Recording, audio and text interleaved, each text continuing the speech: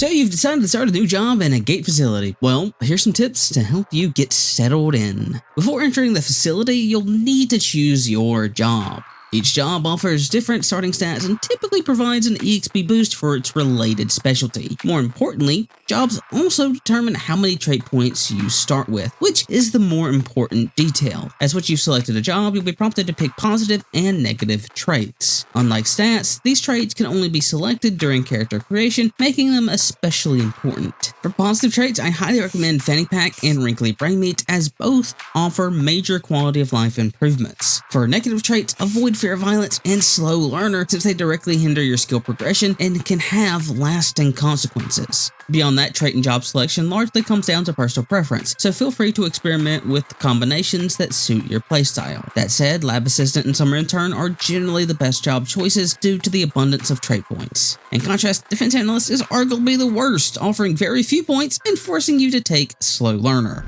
After you complete Abiotic's intro and gain access to the wider facility, one of your first priorities should be increasing your inventory size. This can be done by equipping a backpack. Your early options include a small makeshift backpack, which can be crafted, or the standard backpacks found around the offices. However, if you take the stairs in the lobby up to the data forums, you'll discover a better option hidden away. On the far side of the room, there's a small closed-off office, and behind it, a catwalk that leads to a secret room. Inside is a security pack which holds more items than both the previous backpacks combined. Secret rooms like this are scattered throughout the facility and usually offer valuable rewards. It's always worth exploring and noting everything that looks out of place. Another early example is at the start of the game. Instead of taking the right vent that leads to your first enemy, instead take the one straight ahead. During the day, this vent is normally blocked by a deadly fan, but at night, when the facility is powered down, the fan stops, granting access to a secret room and an early anvil for crafting a repair station, which is going to make your early game a lot simpler.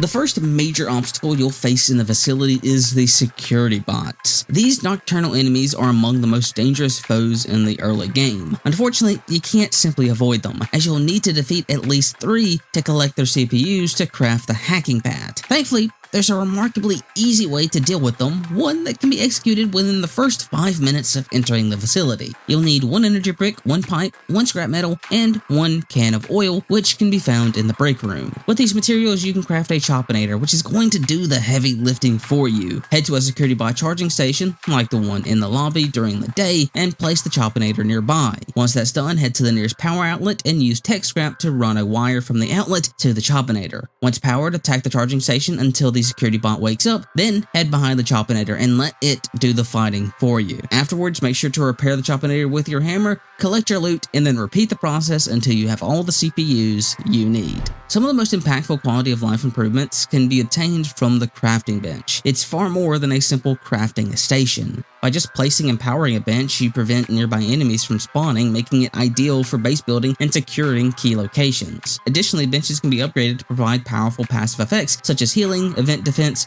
or, most importantly, the item transporter. The item transporter allows all nearby stations to automatically pull required items from nearby storage, streamlining your workflow and minimizing item management. To unlock this upgrade, you'll need 2 XOR hearts. These are first obtained by killing the monks inside the first portal area, Far Garden. You can harvest their hearts with a sharp weapon, but beware, they often teleport near cliffs and their bodies can fall into the abyss. Alternatively, you can rarely acquire XOR hearts by butchering portal fish, which are commonly found by fishing at any source of water after completing Far Garden.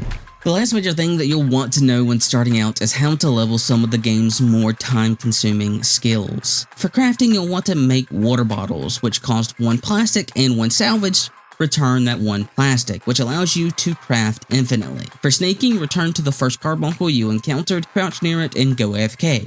You'll continue to gain sneaking EXP until you choose to stop, or die from hunger and or sleep deprivation. For fortitude, you'll need to take or block damage. So, craft a shield, then walk into a Chopinator while blocking. Note, you'll have to repair your shield basically every time that you run out of stamina. For reloading, hold the reload button until you unload your weapon, then reload it. You can do this infinitely. For strength, you want to carry heavy objects until your weight is in the yellow or red zone. You'll gain EXP as long as you're moving. But once you reach level 5, you can actually speed up your strength gain significantly by just shaking multiple vending machines over and over again. And one final bonus tip is if you give a bandage to the injured man near the forklift on the path to manufacturing, he'll show up at your base and scare the crap out of you. Ha! Jesus! Where the hell did you come from? Oh, and he becomes a merchant. Anyways, thanks for watching, and I'll see you in manufacturing.